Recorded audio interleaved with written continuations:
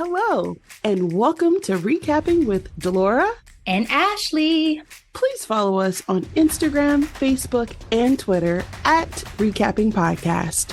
Also, rate, review, and subscribe to our show on your favorite podcast platform. We're on all the things. We want to hear your thoughts on the movies and shows we review. Leave us a comment on Apple Podcasts or our YouTube channel, and we will read them during the show. Or reach out to us on social media. We love talking all things entertainment and pop culture with you. Thank you guys so much for listening. Thank you. Hello, Ashley. Hello, darling. Hello, friends. Hi, y'all. Thank you for listening to us this week and then every week, you know. Or for any new listeners, welcome. Welcome. All right, Ashley, I realized that we didn't answer these questions. That was like heating up the internet. 100 Americans or 100 British people? 100 Americans? If we were to get in a fight, who's winning? 100 Americans? Yeah, right. Perhaps I'm biased. I think it's out of bias. I'm like, America got a problem. Okay, no, shout out to Beyonce. No, we're crazy. I mean, and I live here, so I see it firsthand, and I know, like, they don't even carry guns, you know, as citizens. So, like, I feel like we got viciousness on lock a little bit. We really do. The indignation to motivate us. Yeah, I mean, if we're comparing between them and us, then I feel like we got the viciousness on lock. That's interesting, though. I didn't see that one. No? Oh my gosh. I've seen like it's all over my algorithm. But yeah, I'm like, who started that? Well, it's just like the 100 men versus the gorilla. Like, yes. I don't know who starts these things, but clearly we get very entertained off of it all. So we do. So I had to ask. All right, so let's get into our headlines this week. Well, Mrs. Bieber, Hailey Bieber, is on the cover of Vogue. And this is kind of a big deal. Not trying to be petty, but I'm just like, she definitely got this cover because she's his wife. Yikes. I don't know. Anyway, this is an accomplishment for her. And we learned this because Justin decided to post this on the internet talking about, this reminds me when Hailey and I got into a huge fight. I told Hills that she would never be on the cover of Vogue. Yikes. I know. So mean. In this article from people.com that's titled, Justin Bieber apologized to wife Hailey for insulting her over Vogue cover. Quote, forgive me. This goes on to say Justin recalled slinging the insult because he felt, quote, so disrespected and thought, I gotta get even. It continues. This says, I think as we mature, we realize that we're not helping anything by getting even. We're honestly just prolonging what we really want, which is intimacy and connection. Man, this is awkward, Ashley. Like, who thought this was a good idea? Yeah, I don't think this is helping his current public image of seeming like he's on something, because I don't know why he divulged this. Like, this was none of our business. Nobody asked for this. And like, that's so mean. Like, who tells their wife something that he obviously knows she wanted? You're never getting the Vogue cover? But like, what was she saying that he felt so disrespected? Like, do y'all give low blows in the fights that y'all had? I mean, this is fighting dirty. It is. Yeah. I don't know why he shared this tidbit. But it wasn't aspirational or inspirational. And also it's kind of making this about him. Yes. And it's not about him. Yes. This is like up there with DDG saying he never seen Little Mermaid. When your girl at the time was the star and highly anticipated movie of the summer. I would like to know how old they were when they had this fight. Was this during their marriage? Because, I know they were young when they got married, but like Yes. this would be a red flag for me. Like sometimes your Major. partner be your biggest hater, and that's not Oh, sustainable. we do not tolerate that over here. You know what I mean? Like, I told you, we talked about this too. Our girl Robin Thede, the creator of Black Lady Sketch Show, she talked about how her show got an Emmy and the person she was dating texted her back and said, "But you didn't." And she was like, "Bet." She's like, "I blocked him. I never talked to him again." Yeah, Because it's that's like wild. audacity. You are a hater, sir. Yeah, And that's again, to your wild. point, it's like you can't handle your girl getting some light. And she's talking about her postpartum journey, which she said it was very difficult. Mm. Um, but to your point earlier, this is not helping Justin Bieber's image currently because people are saying some things because his behavior is just very bizarre. Yeah. So, well, congrats, girl, for getting your cover. All right, Ashley, I did not watch this show, but I wanted to talk about it because American Idol is a pioneer in the reality TV space. I'm looking at the Cincinnati Enquirer of all places. Who is Jamal Roberts? And then there's 7 facts about his historic American Idol season 23 win. So the main reason why I'm bringing him up is because shout out to Young Black Man winning American Idol. Mm-hmm. He is 27 years old. He has 3 children now. I think they said that he has 2 and one that just got here. Yeah, 3 daughters. So shout out to him. He's from Mississippi. Oh, girl, dad. Love it. Yes, yes, yes. And he said that, he got his start in the church. I think it's also interesting. He was also a contestant on BET Sunday's Best. You remember that show? Of course. And again, the main reason why I think it's worth talking about him today is he is the first Black man since Ruben Studdard to win American Idol. Ruben won in season 2. What was the year? What was the year? It was back in 2004, I thought. Wow. Let me see here. The original iteration of Idol. Literally. Yes. Okay. According to USA Today, Roberts became the first Black man to earn the title since Carrie Underwood's predecessor, season 2, Ruben Studdard, in 2003. Not them calling him Carrie Underwood's predecessor. We don't need Carrie Underwood in the mix to know who Ruben Studdard is. The audacity. They said People magazine added that Secret said Roberts won after the biggest finale vote in show history. That's awesome. I have not been remotely invested in this, but I even saw some of my friends posting to get people to vote for him. I was like, oh. So here's the deal. There was a BFD. young Black girl that was doing the damn thing. I do not recall her name, but she popped up on some of the singing accounts I follow. And so I was like, oh, shout out to that young woman doing her thing. And to see in that season that Young Black Man won, I just thought that was exciting. So congratulations, Jamal.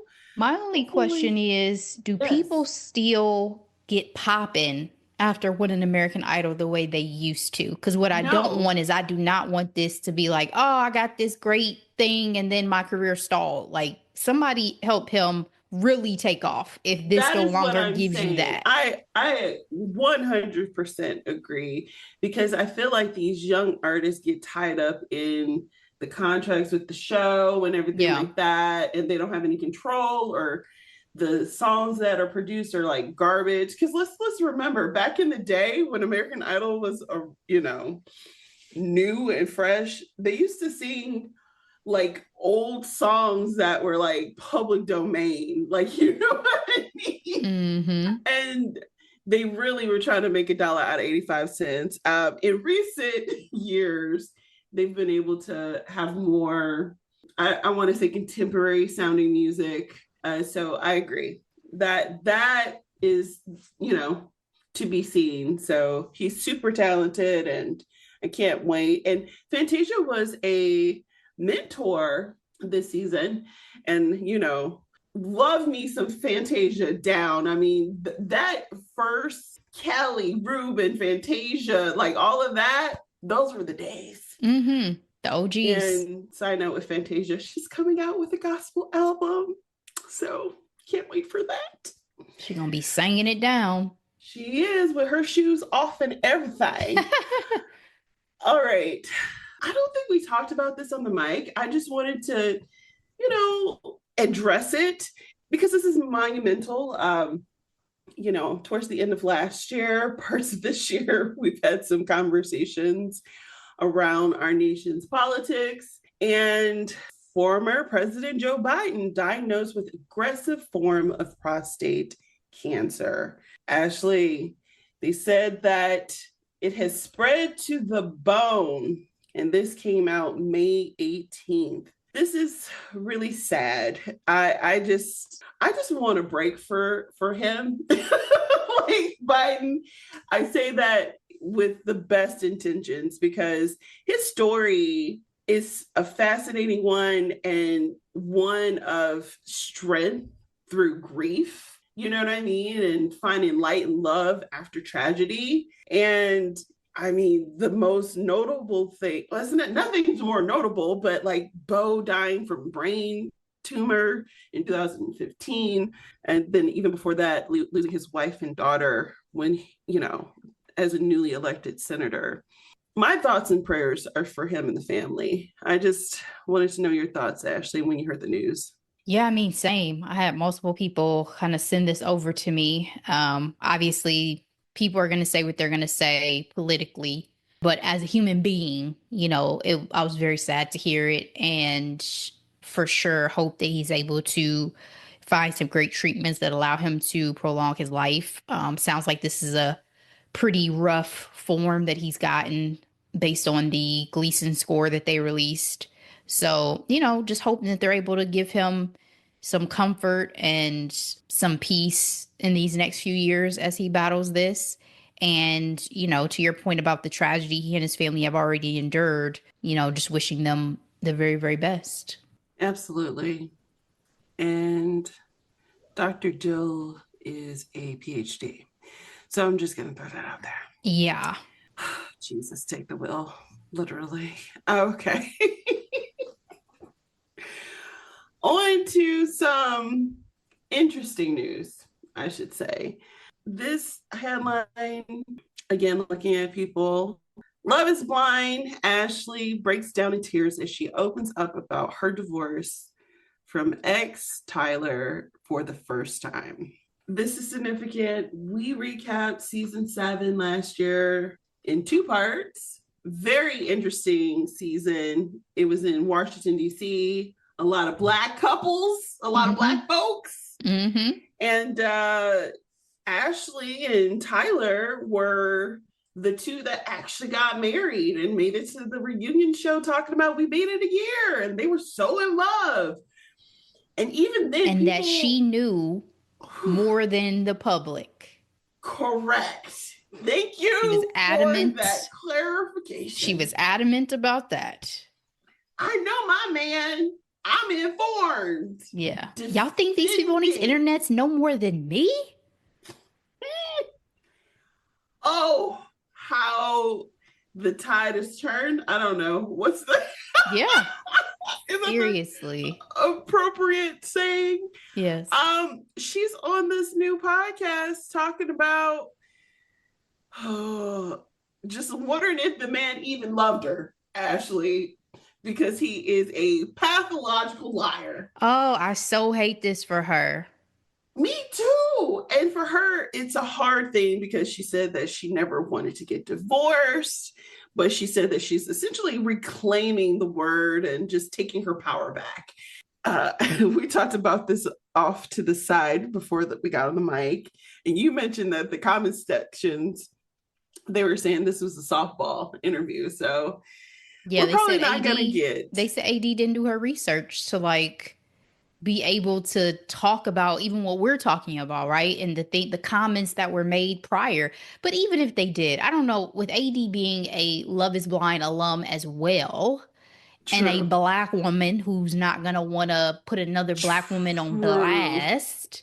To be fair, True. I don't know how hard hitting this interview would have ever been in the first place, but for sure, we do our homework before we talk to people. She should have definitely done her homework. Everybody's a podcaster now, though, Ashley. Tis hot. Tis hot. Yeah. This man who was persistent in saying he was only a sperm donor, Ashley realized, in fact, he was the father, as in a very active father to these children. This, again, I'm remembering the first fiance who came out shortly after the season saying that she was blindsided she said something to the effect of, he robbed me of legacy because of what he did. And she said, I went to their baby shower and everything, not knowing that this was my man's baby. So he's psycho for that. Like, I don't know how y'all do shit like that. Ashley, again, thinking about season 7, the fact that you managed to get out of the pods without revealing that you have children on this earth, whether or not he's a sperm donor or not, to me is just bonkers. And the fact that she was like, okay, we can work through this. To some extent, I think she was afraid or something to, I don't want to say be alone, but not make it through the entire process. Well, I also think from what she's saying, she really did fall in love with Tyler. So I think she was doing what, plenty of people do, which is overlooking those glaring, flashing red flags that are Girl, like, don't proceed. Stop the flags here. are crimson. Get Okay. off the bus.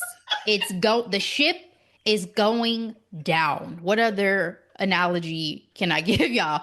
I'm just saying, Seriously. like, especially because it sounded like there was sensitivity about the way he even wanted it to be discussed on camera and all this stuff. And, little do we know, he's just completely full of it. So, I said when we talked about this a little bit after the recaps, I was so disappointed because this was the couple that I really was actively rooting Yes. for. Yes. And for anybody who has not Exactly. seen season 7, like, they seemed so solid. They had such good Yes. connection. They had such good communication, Yep. especially compared to the drama we saw with other And couples. there was some serious foolishness Yeah. in season 7. It's like Taylor and her man and Ashley and her man, and this is we're good. We're And it good. felt solid. And then all of this drama came out, and it was like, I can't root for y'all anymore. But even more than that, when on the reunion, Ashley was so adamant that we're Yes. solid. I know what's gonna happen. Like, She was uh genuinely happy. She must be a great actress, unless stuff didn't hit the fan until much later. yeah, I think maybe well, I don't know what happened, but maybe the pressure of the whole situation forced her to keep looking more deeply, because it sounded like she said she found information, like she went digging, Yep. essentially. So, I mean, I hate it for her. Like, I'm so Same. tired of black women going through it right now. We got Same. Haley, we got Girl. her, we got Sky Jackson going through it right now. Yeah. You Like, say Kate, Cassie? cat, I'm tired. Done.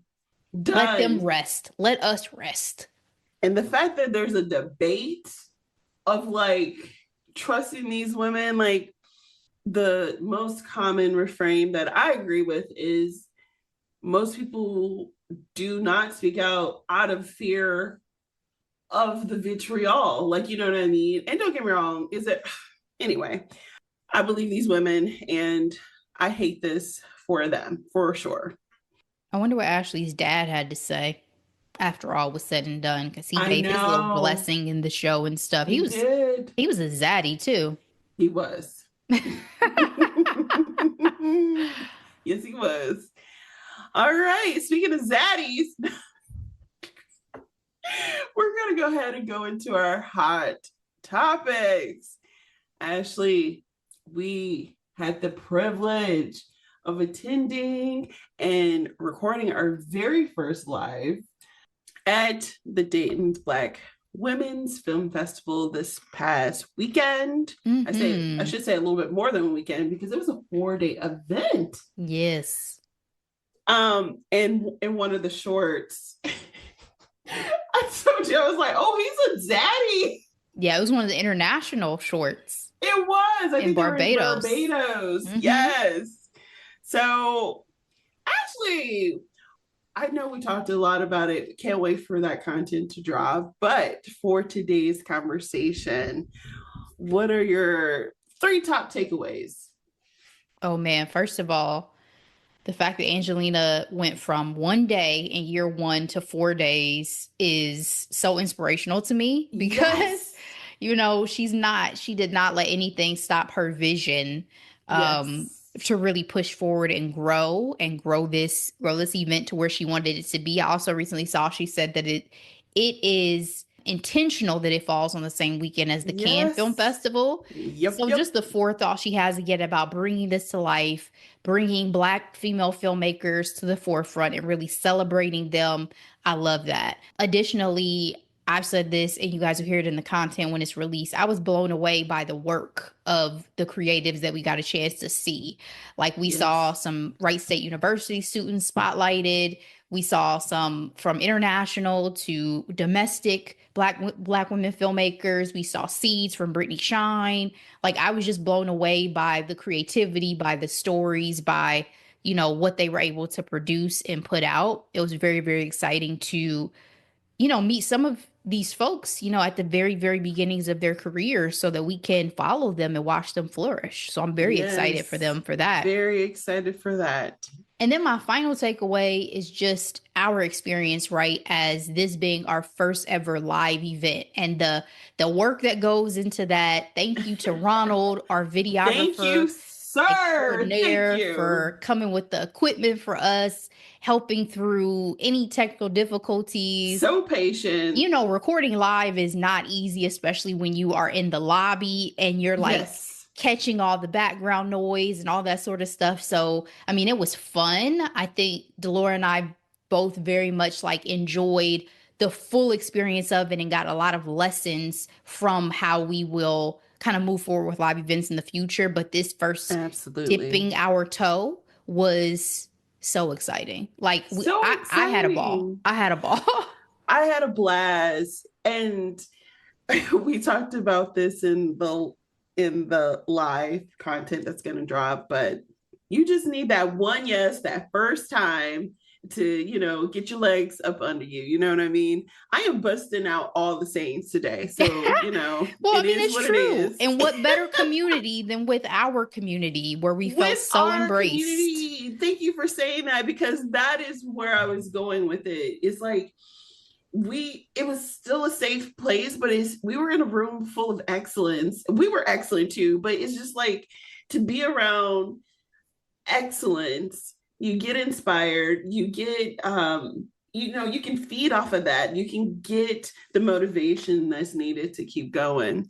What I also love is the diversity in what you get when you get Black women behind the camera to see things in, you know, through our eyes. Like, yes, there are some things that are through lines, right, with our experience here in America and internationally, you know. But we have those things, but we all have different perspectives. And it was just so exciting to see that through the short programs and then as well as the long form films that we got a chance to see during the festival. And the last thing I wanted to highlight is, you know, I'm just really blown away by Angelina and the team. We definitely felt welcomed. And I'm glad that we were able to celebrate the talent that was present. So, and the Yeah. neon was so cool. Shout out to the neon. Yeah, we got to get an interview in with the manager, so we'll be releasing that as a part of our experience as well and getting his thoughts on long life to the theater and the things that they are doing that are special and impactful at the Neon and the Dayton community. One more shout out to Selena and Kayla for their awards, for Bloom Yes, Award and yes, Gardenia yes. Award. We got a chance to talk to them in conversation. So again, you guys check that out if you haven't. It was, I mean, it was an exceptional experience. So I cannot wait to continue growing in this community, networking with all these wonderful filmmakers and folks. And Yes. oh, additionally, Howie. Thank you so much to Yes. Howie on the committee. Shout out to Yes. Howie with social media, with everything that we had going on. We so appreciate you. Thank you. Thank you, Howie. All right. So, as you mentioned, what Angelina highlighted, I noticed it as well. She said it was very intentional that the Dayton Black Women Film Festival was right during Cannes Film Festival, which is May 13th through the 24th. Just curious if there's anything that stood out to you, Ashley, in terms of our faves when it comes to their projects, fashion, boards. I guess I can start really quickly and talk about the GOAT, the Denzel Washington. Denzel Washington is there with the great Spike Lee, and ASAP Rocky isn't up and coming as an actor, right? Like, but he has a starring role in the new film Highest to Lowest. And I mean, everything from Denzel getting a dust up with the photographer, pretty much like, do not put your hands on me, sir. Thank you. I'm sure he said it in King Kong and got nothing on me kind of way. The fact that he said it once and then the man turned around and did it again, I was like, oh, the disrespect. You lucky he's not in possibly his younger years, he might have slapped you. So listen. And it is said that the film got a 6-minute standing ovation. just one quick caveat in question. You Yes. may know the answer to this. I've always been curious when I hear about these long standing ovations at Cannes, why does that seem specific to that film festival, or is it just that we hear about it most at that film festival? They're like, oh, this got a 7 minute standing ovation. Why? I don't know. I think I do typically hear it associated with Cannes. I don't hear when we talk about Sundance or Right. is it Tribeca Film Festival or no? So I don't know. I wonder culturally if that's what they do for the arts, Because you I'm know? just always thinking, like, I would be so tired for a 6 minute standing ovation. Like that, who's timing this, I first would of all? I would suck it all in. I'd love it. No, no, no. I don't mean if I'm the talent. I mean if I'm in the audience. I'm only clapping. I'm not clapping for 6 minutes straight. Come on, guys. Who's clapping for 6 minutes straight? It's live for 6 minutes straight after like Wicked Part One. I loved it, but I would clap and then I'd Bravo. just be there smiling. I clap and then I just stand to the side smiling like y'all did the thing. But I'm not clapping for 6 minutes. But neither here nor there. I was just curious because I feel like that to your point and mine, that's the only film festival. They're like, oh, this got that. And how much do you feel like that translates to actual box office too when we hear about it? Is it Oh, more it so, doesn't. This yeah, is all art about the celebrating art? yes. Yeah, I absolutely believe that wholeheartedly. yeah. But yeah, why? I feel like Can's be playing in the faces of our black talent, though, black and people of color, because last year Kelly Rowland was like, don't do that to me. I think it was an Asian lady where they were trying to like push her out the way, like. Yeah, I feel like they try to make it seem like they're just on this really tight time schedule, so they have to kind of wrangle and move people along, but we're here for them, right? They are the show. So, Exactly. You wouldn't have a carpet that mattered if these people didn't show up. correct. Um, so Denzel was presented with the honorary Palme d'Or award. I do not know the proper French pronunciation of that, but he said that this is a total surprise for him. So I'm emotional. It's a great opportunity to collaborate with my brother once again, brother from another mother, and to be here once again in Cannes. He's like, we're a very privileged group in this room that we get to make movies, wear tuxedos and nice clothes and dress up and get paid for it as well. He's like, we're just blessed beyond measure. I'm blessed beyond measure from the bottom of my heart. Thank you all. Oh, Denzel. So yeah, that's been like the main thing that has caught my eye for at the festival this year. How about you? When I was looking at the fashion prior to our chat, I have to say, this is one of the best looking fashion events that I've seen. Yes. Like Well, it usually y'all is. come It's out. very chic. It's Yeah. very chic. Like I'm liking some of these Gucci looks I'm seeing from like Halle Berry, Dakota Johnson, Andy Yes. McDowell in that suit made me wish she had an invite to the Met Gala. Baby, Loved it. baby, Tailored sis. Oh, baby. it was amazing. She looked good. Amazing. She looked good. But I mean, there were so many standouts. Like I was looking through, I was like, oh, I'm not going to be able to make a list from this. Like everybody looked really, really, really good for the most part. Yeah. So I The appreciate stylist that. put it in. Yeah. Like usually it's like Zendaya for me, you know? So I'm not really always paying attention to everybody else because usually she's the showstopper. So I was pleasantly yeah. surprised by how much fashion really comes into play with this, except for Robert Pattinson, who looked like he was walking the streets. And that was He looked very like he just upsetting. rolled out of bed and just Bruh, put on some clothes. can you Can please put in shout some out, effort? please? He looked like Edward from Twilight, No, honestly. because Edward Like, was polished. Like, Edward kept it true. together. That's true. His hair was gelled. That's Yes, true. and he sparkled. You know, he had zhuzh. I don't know what Robert Pattinson is doing. Can we talk about Internet Bay Pedro Pascal with the arms out? I like the thing that I loved about it because one, it's so cute and sexy. And yes, is he the most ripped guy? Of course not. But like I'm loving these fashion moments he's having. And who needs him to be? No one needs him to be. He looks good. He looks so good. Uh Ryan, Destiny, and Scaparelli. She's been looking good this whole entire time, but this is, her debut on the carpet and the color, the shape, she looks phenomenal. She's Law working Roach, with, I was about to say, she's working with Law yes, now, right? he Yep. said that she is his muse, and I'm like, I love it when he gets inspired because we get moments, So okay? if she's his muse, what is Zendaya, his soulmate? Because Well, I think he needed another muse. I mean, they have conquered fashion. They are in very rare air at this point. You know what I mean? So why not? sure. Yeah. I love it. I it just I mean, brought me I love joy. Ryan Destiny. She is gorgeous.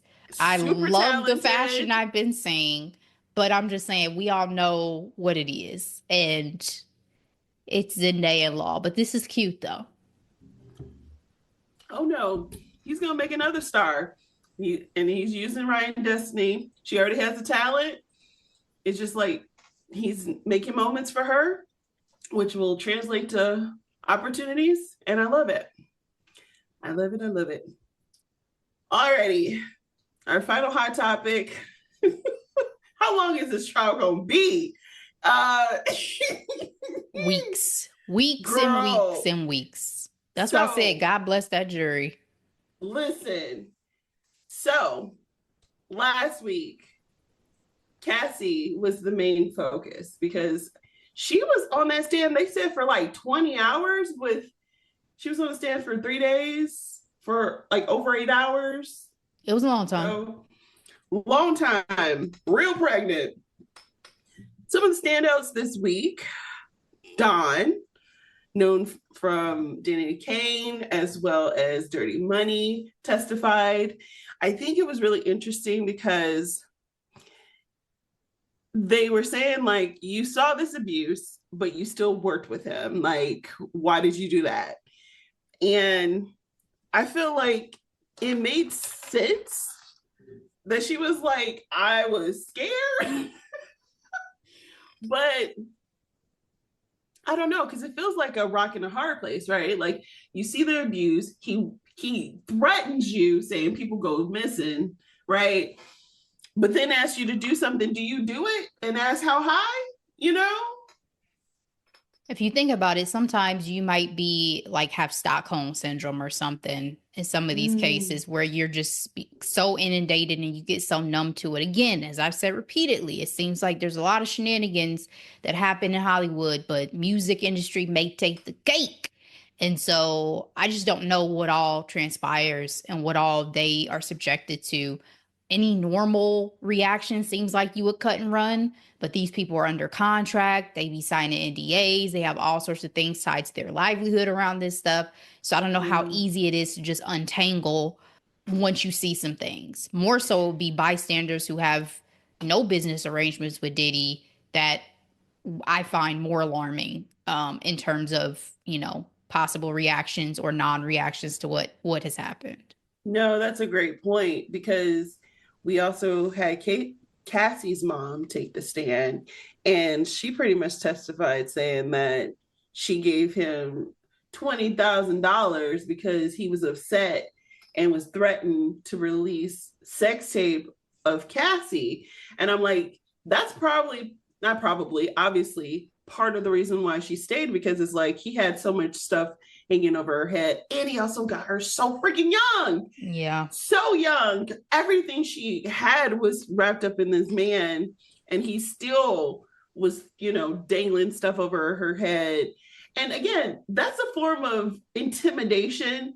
The mom said they had to pull out from their equity, from their home, to give that man $20,000 because he was mad at Cassie. Yeah, because she was dating Kid Cudi, and he's like, I invested in her. I'm gonna need to recoup this money. Sir, he returned it without explanation days later.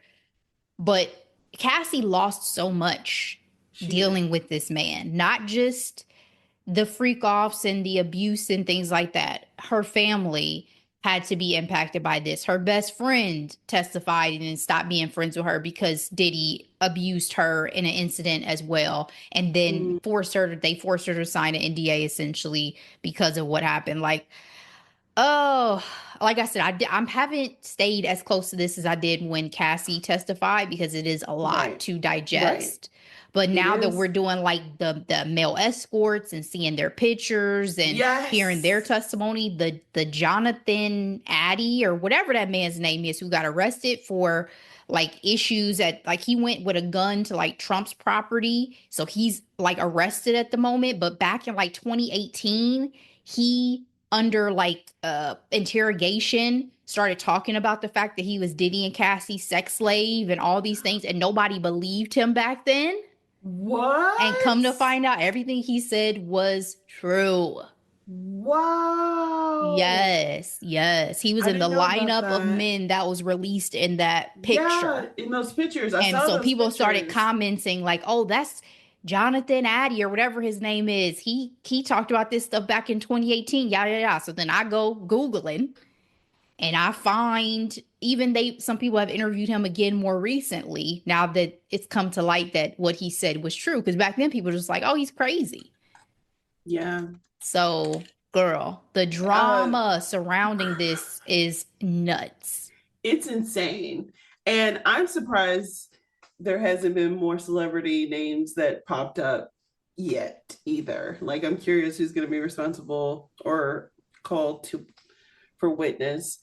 Well, Um Kid Cudi's up next. yeah. So, They also talked about Cassie revealed his aliases, which doesn't help his case at all because a lot of these prescriptions and stuff was under his fake names, what they say, Frank Black, Frank White, or something like that.